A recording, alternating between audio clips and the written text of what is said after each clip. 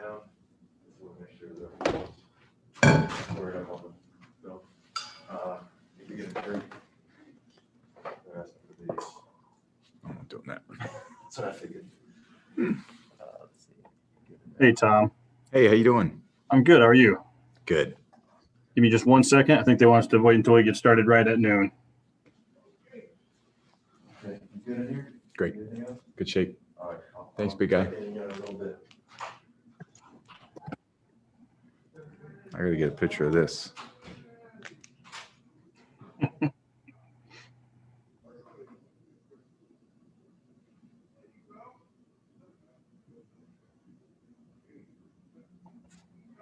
Okay. All right. We'll go ahead and get started. We're going to lead off with Therese Paler. Okay. Hey, Good. Tom, how you doing today? Hey, how you doing? Great, man. Hey, look, I was just curious. I talked a little bit to Byron Leftwich earlier about what your relationship was like, how you guys have worked together to build the offense. I was just hoping you could kind of elaborate on, especially with the way the offense has looked the last month and a half, like how did you guys work together, maybe around the bye week, to really craft an offense that really plays on some of your skills, including the play action? Yeah, I think Byron's done an incredible job, and he's a great guy. We have a great relationship. I've known him for a long time. We're about the same age, and played against him.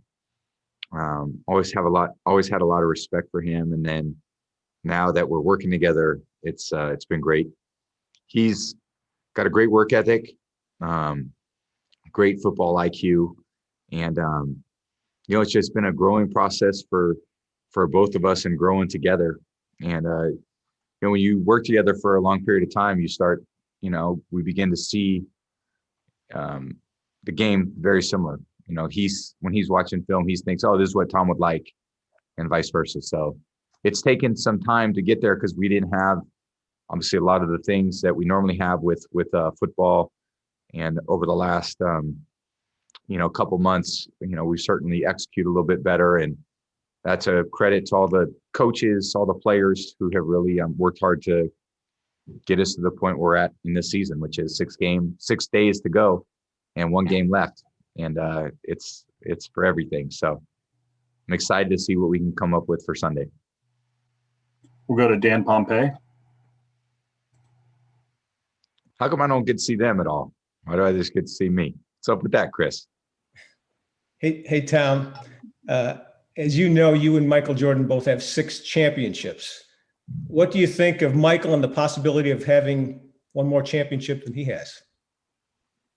Well, Michael's one of my sports idols, so I think he's pretty incredible. And I think for me, it's about being a part of a lot of great teams. And to have the opportunity to play in this game means a lot to me. It's a lot of commitment sacrificed by a lot of guys. And obviously, we're 1 game away from the ultimate goal in this sport. And I've been a part of that ultimate goal 6 other times. So they're all different. They've all meant something a little bit different to me. They've all been very unique in their own way.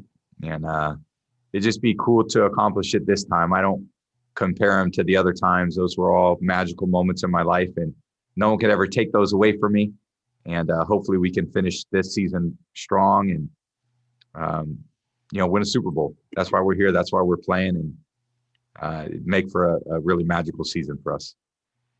We'll go to Rob Maddie from AP.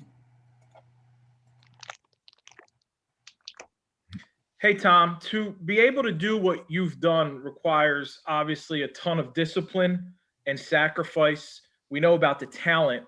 I know family's important to you, but what are some of the toughest sacrifices that you've had to make along the way to keep doing this at such a high level? And how much longer do you think you could keep making those sacrifices?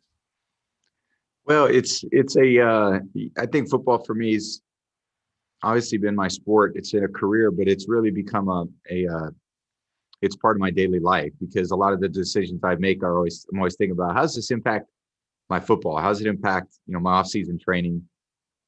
It's pretty well documented, that the approach that I've taken over a period of time, which certainly didn't all start at once. I think how I work out and how I recover is very important. The work I do with my body coach, Alex, is critical to the success that I've had, and try to incorporate eating a little bit better, as like probably every other kid in high school and every other kid in college, just eating kind of whatever you could to get by. And then understood that was a really important aspect about performing well, was everything that I put into my body, how I took care of my body. I wouldn't say 20 years ago, I thought, man, I'll be sitting there at 43 playing pro football. That would be, not the truth, that I tell you that. I mean, I started thinking, man, I'd love to play pro football and get the opportunity to do it. And I'm going to do it as best I possibly can. And fortunately, I've had the right people come into my life at the right time, which has enabled me to keep doing what I love to do. So it's a lot of support of actually a lot of people. I do what I do. I put the effort in, but I have a lot of other people who put a lot of effort in too. It's a lot of sacrifices that my family's made over a long period of time. So grateful for their support. I've had a ton of friends that continue to support me, great teammates, coaches. So it really takes a lot of people. This is the ultimate team sport. And, I'm very fortunate to still be able to do it. We'll go to Danny Heifetz. Hey, Tom, how you doing today? Doing great. You just threw 40 touchdown passes at 43 years old. Do you think other quarterbacks can do that if they take care of their body the way you have? Anything's possible. Certainly, it's there's a lot of talented players. I think if we go to a 17-game schedule, it gets a little bit easier too. So, it's not many people have played at my age, and I'm hoping that I can give some of that wisdom to some of the younger players who want to do the same types of things. So I think we're always supposed to be better, and as we grow and evolve, and as we learn more, we continue to train better, we eat better, we learn the right techniques, and I hope everyone can reach their potential. That's ultimately what it's all about. That's what I try to do with myself. It wasn't about 40 touchdown passes. It's, did I do the best I could do? Did I put in the work every day to put myself in a position to be the best I could for my team? And, that's really where my motivation comes from. We'll go to Greg Allman. Hey, Tom, you've had a lot of coaches, a lot of new voices this year, but wanted to ask you about Tom Moore and what you've gained from the perspective of everything he's seen in his coaching career. He's seen a lot, and he's been someone who I looked over at the opposing sideline for a lot of years. So there was a little bit of that this year with Coach Moore and Clyde, some of the guys that I've kind of gone against, and I have a lot of respect for Coach Moore. We had a lot of great conversations about football, and he has great football knowledge. He's kind of a football encyclopedia, and whatever he says, I obviously try to incorporate, whether it's techniques, fundamentals, or how he sees the game, because he's had a lot of success. And, I love hearing different ideas and hearing how different people approach the game. And he's does a great job for us. We'll go to Ryan Dunleavy. Tom, I'm wondering what no risk it, no biscuit means to you, and when was the first time you heard that? I assume it was with New England. When was the first time you heard that? What'd you think of that saying?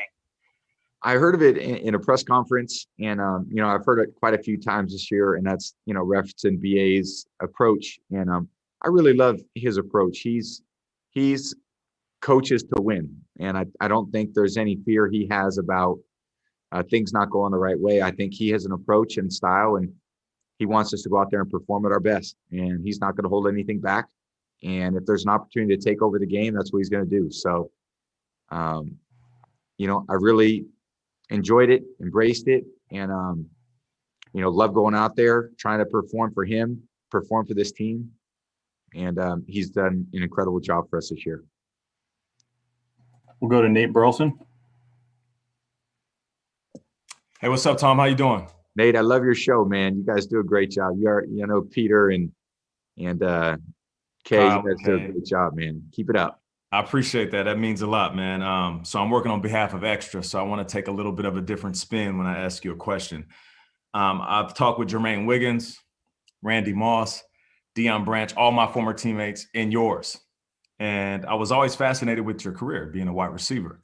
And the more I hear stories about you, the more it reminds me of the stories I hear about Jordan and Kobe Bryant, rest in peace. And the more I realize that it's okay to be addicted to success, to be obsessed with wanting to be great, to be heads over heel in love with your craft. For your craft, it's football. So it's twofold. One, is it okay to change the connotation of those words? And then two, if you win this game, or the way you think, when you win this game, isn't it going to be hard as hell to walk away from it? I think it's going to be hard to walk away whenever I decide to walk away because it's been a huge part of my life for a long time, and I love thinking about it. I think football to me is much more than just a sport because there's a physical element, there's the mental approach, how you're going to get the job done, and there's the emotional part.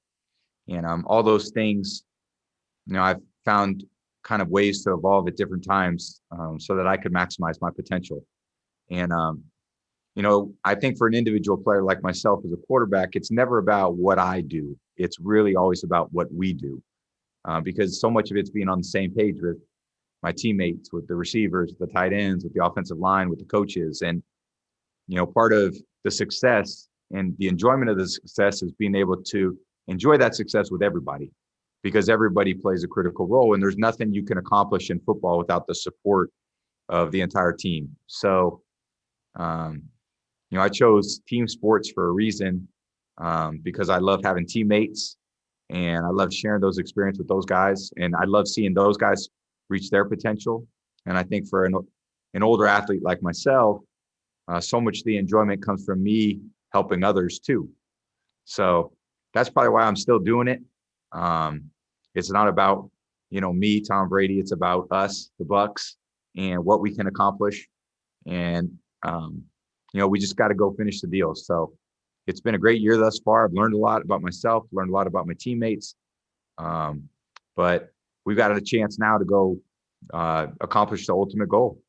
And we're 4 quarters away. And it's going to take great effort. We're playing a great team, another team that I think has a lot of those things and they're doing it the right way. And it's going to be a great challenge. You're the greatest, man. Thanks, man. Appreciate it. Thank you. We'll go to OCU Manura. My guy. What's up, Tom? How you? I'm happy I'm not playing you this weekend. Man, that's awesome, man. How you doing?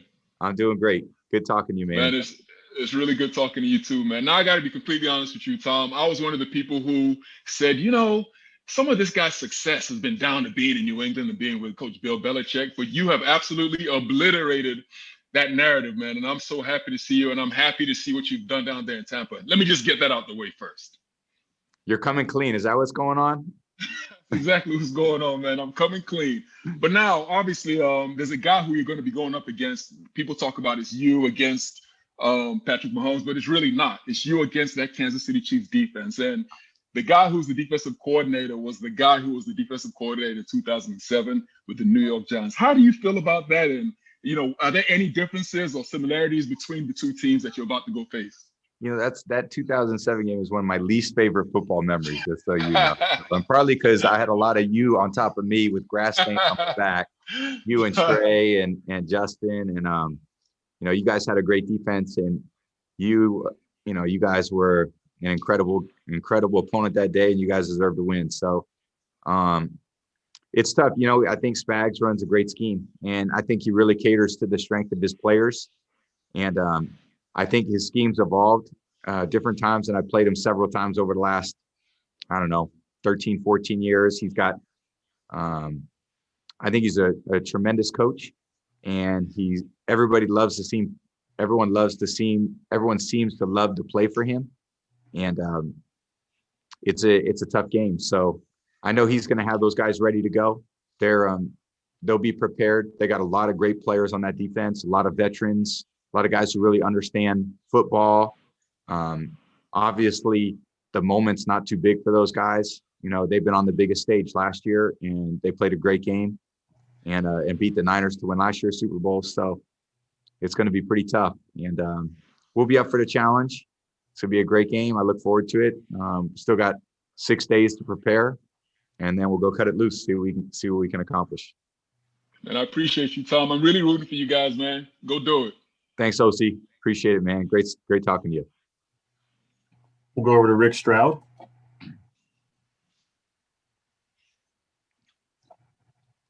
Rick? All right. We'll go over to Adam Teicher from ESPN. Hey, Tom, a couple Tyrann Mathieu questions. Have you come across a lot of defenders in your time with his kind of versatility and knowing where he is at the snap? Is it any more important than any other Chiefs defender? Yeah, it's very important.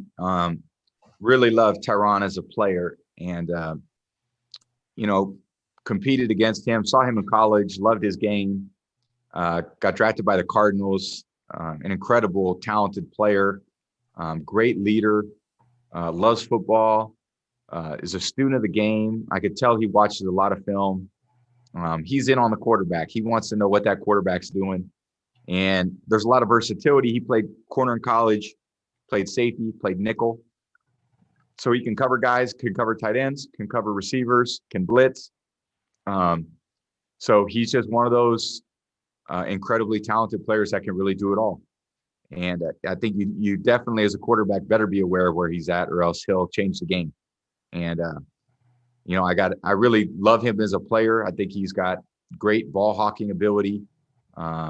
He seems like he's always comes up with the biggest plays in the biggest moments. He's got 7 interceptions this year. So you better believe I'll have an idea where he's at on every play, because I'm not going to let him just, you know, roam around and make a bunch of plays. I'm sure he'll make his fair share, but hopefully I can keep the ball out of his hands. We'll go over to Sal Palantonio. Sal? I got you, Tommy. It's Sal. Hey, Sal. How you doing, man? I'm doing great. How are you? Doing great. Tom, take me back to New Orleans, your first Super Bowl. I was in that lobby waiting for you to come down, and Bill Belichick deciding that you were going to be the starting quarterback in that Super Bowl. And did you ever think in that moment that your life and your career would end like this, or would happen like this? I mean, I could never imagine it would be like this. And I don't think anybody could have. I would just say a lot of it is, you know, the only reason you can, you know, look at my career and get to the point where I've gotten was because of the people that I've had in my life, my coaches, teammates, family, friends, all the people that have supported me. And, you know, it's been an incredible team effort throughout my life, on the field and off the field. And I tried to represent everybody the best possible way, tried to go play my ass off, you know, every week. And, you know, I'm still trying to do it. So, you know, sport for me has never been about, you know, I would never have thought, hey, you know, success is, hey, passing yards or touchdowns or Super Bowls. It was always, again, trying to maximize my potential and being the best I could be. And when I showed up as a freshman in high school, didn't know how to put pads in my pants. You know, I was just hoping to play high school football because I wanted to be like Joe Montana and Steve Young. And then when I got a chance in college, I just wanted to play at Michigan. And then when I got drafted to the Patriots, I just wanted to play. I just wanted to start. And it's just been a series of steps like that try to be a little better every year, try to learn a little bit more every year, try to grow and evolve in different areas. And my life's taken certainly a lot of different directions. You know, I'm obviously older now, got a family, and, you know, a lot of incredible blessings in my life. And, you know, fast forward 21 years and sitting in Tampa trying to go out and play a Super Bowl, win a Super Bowl in our own home stadium, which would be pretty sweet. What message would you give to Bill Belichick on this week as you prepare for this game?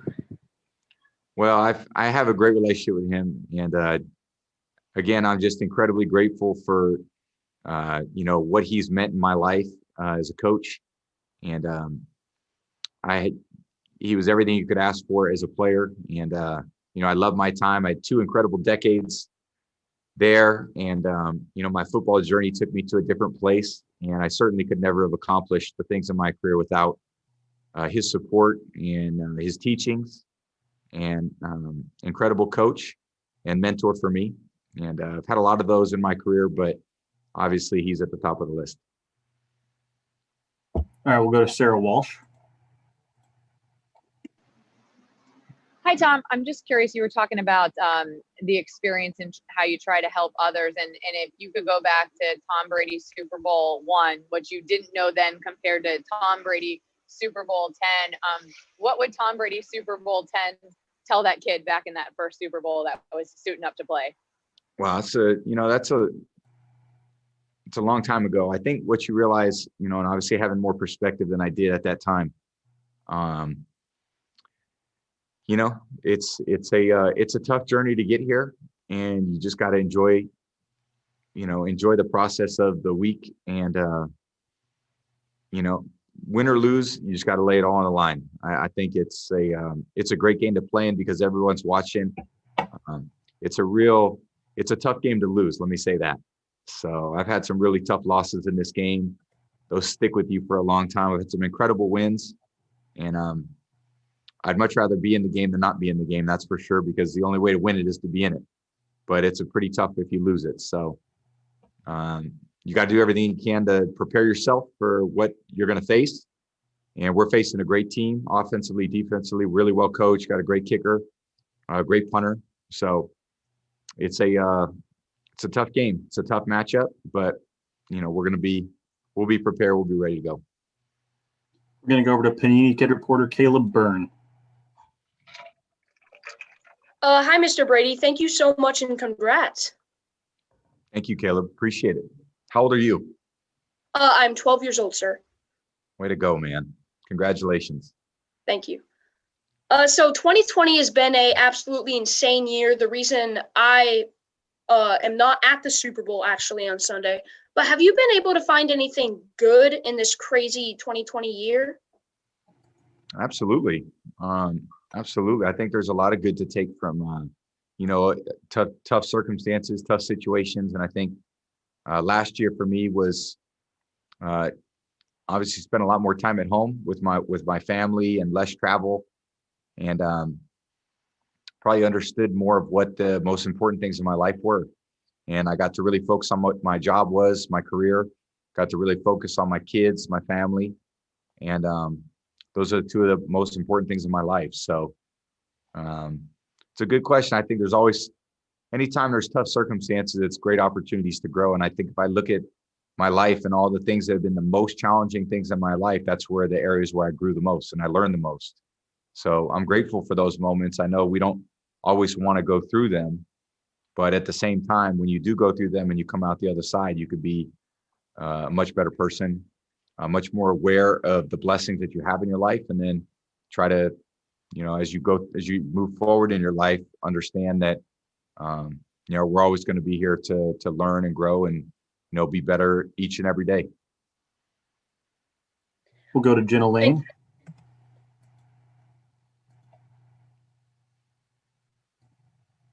Jenna? All right, we'll go over to Tom Rock. Jenna's on a different Zoom. Tom, I have 2 questions, if I could. The first one is, as what signs are you looking for to tell you that it's time to walk away? And do you think that the pull of family will be stronger than any diminished abilities in this game? And the second question is to follow up on Sal's point a little earlier. Have you heard from Bill this week? So I when to walk away, that's a good question. I think I'll know when it's time. So I don't know when that time will come, but I think I'll know, and I'll understand that I gave everything I could to get to this game. So, you put a lot into it. I don't think I can ever go at this game half-ass. I got to put everything into it. So when I put all out there, I feel like I can't do that anymore. I don't feel like I can commit to the team in the way that the team needs me. Then I think that's probably time to walk away. All right, we're going to go over to Karen Garesian. Hey, Tom. Hi, Karen. How you doing? I'm well. Good to see you. I Nice know to you see you. can't see me, but No, it's up with this crazy media day. I'm sitting here in an empty room. This is very different than the other 9 experiences. yeah. I'm wondering, you know, that first Super Bowl, you guys clearly weren't favored in that game, and I can't recall a Super Bowl since that you've been an underdog. I'm wondering if you like that role or you like going in as the favored team. It doesn't matter what other people think about, our chances or their chances, or I think there's a lot of those things that I leave those up to other people, and who's ever putting those lines down. I just think about what I got to do and how I got to get ready to play. So I know that's important for a lot of other people, who's favored, who's not. And, I think for me, I realize if you don't play great, you're not going to win. If you play great, you got a great chance. So, at the end of the day, it's not about what other people think. It's about what we think, how we prepare, and how we play. So no, there's really no use for me thinking about those other things. Go to Nancy Armour. Hey, Tom. I've got 2 questions for you. First is, when you look at Patrick Mahomes, he's only 25, second Super Bowl. He's bought into the Royals. What kind of an impact do you think he can have both in and outside the NFL throughout his career? And then the second question is, last week, Shannon Sharpe said that you probably would have gotten more criticism for your support of Donald Trump during the 2016 presidential election if you had been a Black athlete. And I'm just wondering your response to that. Which question would you like answered first? That is up to you. So is the first one which was the first one? What kind of influence do you think Mahomes can have both in and outside the NFL, given everything he's already done at 25? Yeah, he's done an incredible job. And, I really admire Patrick for the kind of player he is. He has great command of his team. I know his teammates love playing with him. He's got great charisma. And I think when I see Patrick, I see someone who, again, was, none of these moments are too big for him. And the times that I've had a chance to talk to him off the field, certainly enjoyed it. And he's a great player. I know it's still early in his career, but what he accomplishes ultimately is going to be up to him. He's got great opportunities, got a great skill set. Like all of us as young players, you want to be surrounded by people that help you grow, that help you become, better as a player. Off the field, people that you surround yourself with that help you better as a person. And, all those things are going to be up for him to decide, what choices he's going to make. So I really admire him. I think he's a tremendous player, great leader, big time performer, always seems to play the best when his team needs it the most. And just incredibly impressed by him. And then the second one? Yeah, the second was Shannon Sharpe said last week that he thinks that you probably would have gotten more criticism for your having the hat in the locker in 2015 for Trump had you been a Black athlete, or basically that Black athletes aren't given as much room to weigh in on political topics and topics that could be controversial. And I'm just wondering what your thoughts are in response to that. I'm not sure how to, respond to, hypothetical questions like that. I hope everyone can, we're in this position like I am to, again, try to be the best I could be every day as an athlete, as a player, as a person in my community, for my team and so forth. So, yeah, I'm not sure what else. All right. We'll go over to James Palmer. Thank you. Tom, there was a lot of talk in a negative fashion about you and Bruce being different and your look at offenses maybe being different. But what did you learn and grow with from an offensive mindset about the way Bruce looks at offensive football? I'm kind of curious what you really liked about the way he did it and what you maybe didn't know beforehand and know now. Well, I think anytime you meet someone who has a different, BA's coached for a long time, and I think I was in one place for a certain period of time. He had a coaching career. And then when you can bring, kind of two versions together, I can look at a lot of those things and learn a lot of those things. And I think I, definitely did that. And, try to understand how he sees the game, how Byron sees the game, because Byron has his own approach. And I work really closely with Byron. Then I have a lot of other quarterbacks on the team like Blaine and Ryan that have been a part of some different systems. So it's been fun over the course of the year to learn, about different things, about different ways to handle, different situations and kind of how I would have handled things in the past or how we handle things now. But ultimately, it's about not always being in agreement, but being in alignment, ultimately when, you take the field and the approach. So, you have to be 100% on the same page on game day, which we have been. And how we get to that point is great conversation, great learning for me.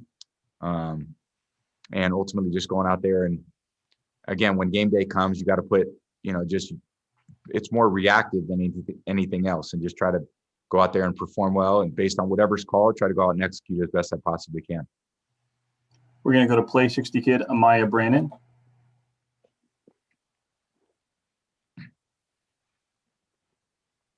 Amaya?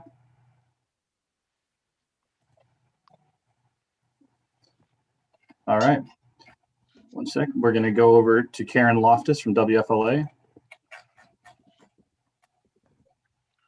Hey, Tom, you gave your offensive linemen some very nice IWC watches before the Packers game. Some of them posted them to their Instagram stories. What was the sentiment behind maybe the timing of that before the NFC Championship, and how impressed have you been with them just stepping up, shuffling around, dealing with some injuries, and continuing to protect you and give you the time you need?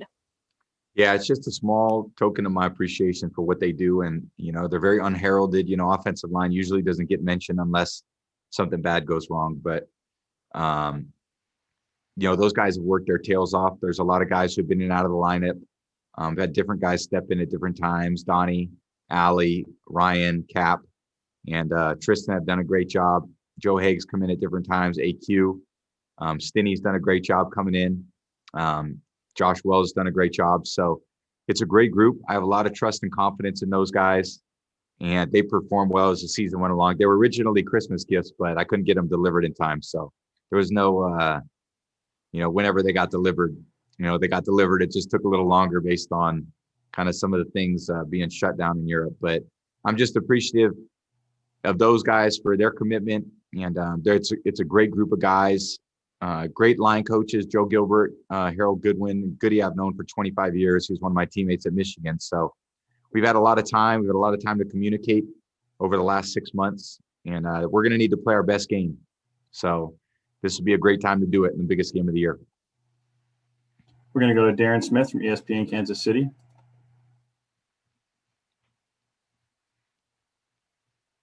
Darren? All right. One sec, we'll go to the next person. Darren on a different Zoom too. So hard to follow, I'm sure. There's a lot of folks. I bet. We'll go over to Grace Remington. Hey, Tom. We all saw that really touching moment with your son, Jack, after the NFC Championship game. I was wondering, your kids, they see dad is so good at his job. At this point, what do you hope they take away from your work? And do they like the spotlight, or do they still get embarrassed by dad? That's a good question. I think that's one of the things that's changed over the years for me. I started when I was 23 and had no kids. And then, my Jack was born in 2007. So he's, 13 now. He's been a part of a lot of seasons, successful and unsuccessful. And, I think to them, I'm just dad. So, I know their life is different, based on the one that I grew up in. Their dad gets a lot of attention for different things. I think that has some challenges for them. Certainly, things maybe at school that get said, good and bad. I think there's some different challenges that they face that they're going to have to navigate in their life. And I love being their dad. I try to be the best I could be for them. They don't certainly get as much time during the year, during the football season as, as I'd like, but the off season's coming, so I'll get a chance to spend more time with them. But, they think their dad's, I don't know what they think of their dad. Probably have to figure that out. But, my daughter's pretty supportive. I can see why, dads like having daughters, because she's pretty special, that one. We'll go to Blair Todet from the BBC. Hi, Tom. So obviously this year is so different. But on top of it all, there aren't going to be fans at the game. I mean, there's been a lot of it leading up to this. There have been so many differences. How is this going to be different for you personally compared to the last 9 Super Bowls you've been to? And how have you prepared differently for this game? I think the football preparation's been easier. There's definitely, in a lot of ways, actually my family's been out of town for the last 6 days. They're not coming back in town until Saturday. So I really had an empty house for, will be 12 days leading up to the game. That's the most prep I've ever had. Could really focus on what I need to do from a football standpoint, have time to get my body right. There's been no travel for our team where it's a home game. That's very different. We stay at our own home. That's very different. You don't have to eat a hotel food for a week. That's very different. The stadium will be, 25,000 people. That'll be different. So a lot of the non-football stuff I'd say is entirely different. The football has been, I would say, helpful for me. I love the preparation of it. I think for me, the more I study, the more I watch, the more I understand, the more information I can, process, the better it is for me. So in that aspect, I love having the 2 weeks that we have, and with 6 days left, it'll go really quickly. But I'm going to use it as best I can. Try to be as physically prepared, as much time with my body coach Alex Guerrero as possible, as much time studying film as possible, and then not wasting any energy and being prepared for a long day on Sunday, because it's a long day of football. But we got to be at our best. We're going to go back to Amaya Brandon from Play 60. See if her microphone's working. All right, we're going to go over to Joey Knight from the Tampa Bay Times. Joey, you there? Just speaking more on just this being a unique Super Bowl. I mean, in your own home, waking up in your own bed, just being able just to go home after work. Just how different is all that? It's all different. It's all very unique to this year only. So, I'm kind of going through it just like everyone else is. It's not like, we were all obviously hoping we could get to this point. It took a lot to get to this point, a lot of great wins at the right time, to get in the position that we're in. But again, I don't have any perspective on this one. This is the first time we've ever had a chance to do the things that we're doing. So, I'm happy I'm in my own bed. I'm happy I'm eating, good stuff at home. I'm happy had extra time to prepare. Don't have to travel. Don't have to pack my clothes, pack up all my other crap. So in our own locker room, in our own practice field, going to be in our own locker room. So in the end, I think there's some real positives to take from it. Go to Richard Grave from Sky Sports News. Hi, Tom. I've got a follow-up as well, if I can. But first of all, in the last week especially, we've heard just how much it meant to Patrick Mahomes that 2 years ago you took the time to talk to him after the championship game. I wonder, what have you seen in him in the intervening 2 years? And in your eyes, what is it that makes him such a special player? I think he's only elevated from that point on. I think that year he was the MVP of the league. And then, the year after that, last year, he came back, got off to a great start, dealt with some injuries last year. I know he separated his kneecap. That's a pretty tough injury, but fought through that.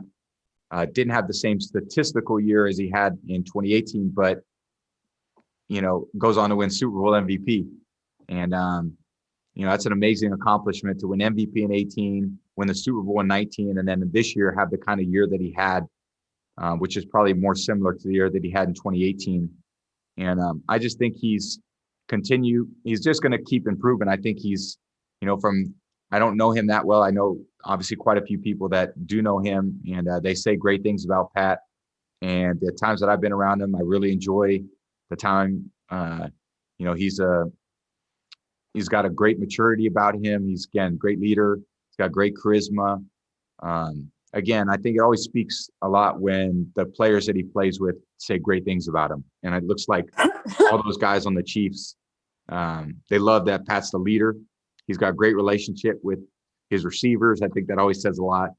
And I think there's a lot of things that make him a great player. Obviously, his physical skill set, but I think he's got the ability to focus when the moments are the biggest and to deliver for his team. So that's probably the mark of any great athlete, is coming through in the clutch. And I think he's off to a great start in his career doing that. And obviously, back in week 12, you witnessed firsthand just how explosive this Chiefs offense can be. Yeah. I wonder, to what extent does that affect your game plan and the way you approach the game? They're an explosive offense. They got they got a lot of explosive players. Tyreek's, what an incredible career he's had to this point. Travis Kelce, I think so much of Travis as a player. He's another great player they have. Some really talented running backs, Le'Veon, the rookie, Clyde Hilaire, I think that's how you say it. Great young player. Sammy Watkins, McCole Hardman's great player. Sammy Watkins is a hell of a player. So they're very talented offensively. Obviously, Patrick, the plays he can make. So, yeah, they're explosive. We're going to have to score points. I mean, we're not going to shut them out. I know that. They're going to gain plenty of yards, and I'm sure they're going to score points. So we just got to be able to match it. We got to go out there and play great. We're going up against a defense that, again, they make a lot of plays. They're very explosive, too, on defense. So that's why they're in this game. That's why they won it last year. They're one of the great teams in the NFL. Thanks, Tom. Thank you. We're going to go to Jenna Lane. About 5 minutes left. Hey, Tom. Two questions. Hope that's okay.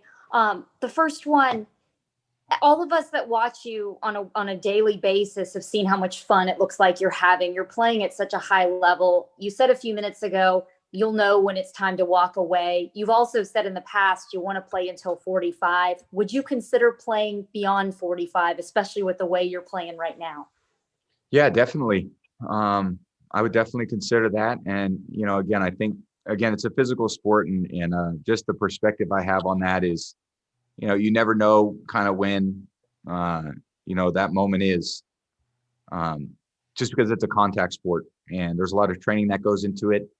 And again, it has to be 100% commitment from myself to keep doing it. So, been very fortunate, like I said, over the years.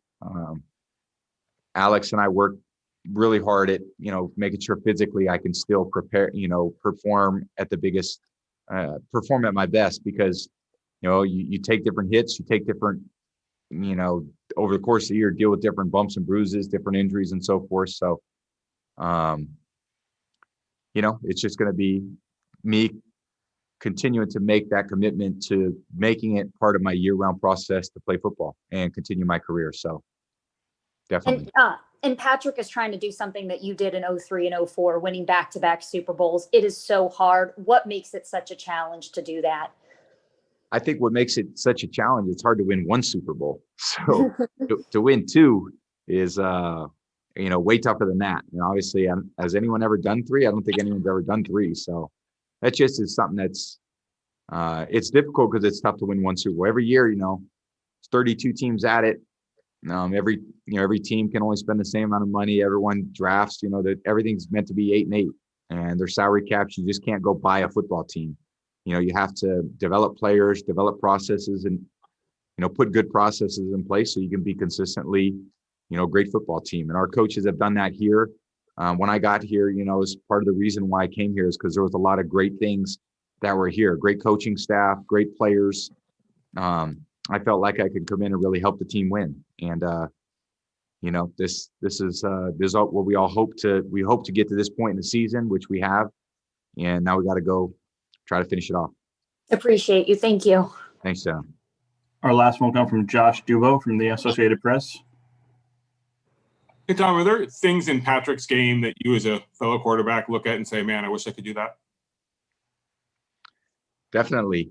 I think, he's an incredible playmaker, got great arm, great athleticism, He's got a great feel in the pocket. I think he does a great job knowing kind of when he needs to let go of the ball. You know, he does a great job kind of retreating in the pass rush, and they don't really get home. And then he's got a nice release where he can, you know, just backpedal and then flick the ball off, you know, his back foot with incredible accuracy. So I don't think there's a play that he doesn't think he can't make, that he can't make. I think he thinks he can make every play, which tells you the kind of confidence that he has in his own game. So, you know, I think, you know, for me, it's just, you know, watching those younger players, appreciating some of the things they do. And, you know, yeah, always trying to improve my game any way I can. All right. That's all for today. Thanks, Tom. Thank you guys. Appreciate it.